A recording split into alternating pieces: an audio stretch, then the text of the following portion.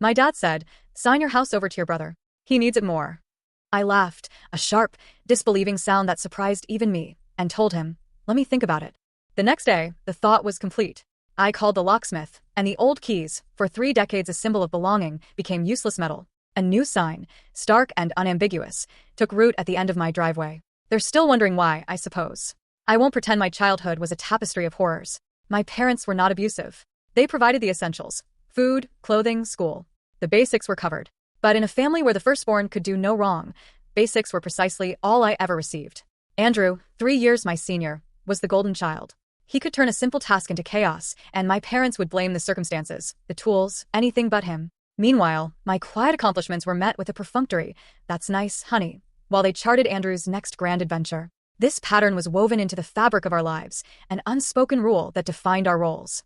When I was 12 and Andrew 15, we both wanted bikes. I spent 3 months saving birthday money and doing extra chores, eventually buying a used one from a neighbor for $40. Andrew simply expressed a desire, and the following weekend, Dad took him to the shop. He returned with a $500 mountain bike. When I dared to ask why, Dad explained Andrew needed reliable transportation. I remember looking down at my own bike, its tires mismatched. High school was no different.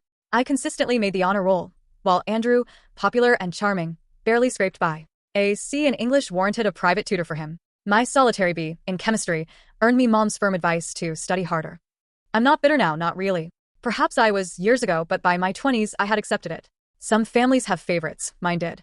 Andrew received the attention, the praise, the consistent financial safety net. I learned to navigate life on my own. It turned out to be the better deal. Andrew learned someone would always bail him out. I learned to actually solve problems. After high school, I put myself through community college, working brutal night shifts at a shipping warehouse. 10 p.m. to 6 a.m., loading and unloading trucks for $12 an hour.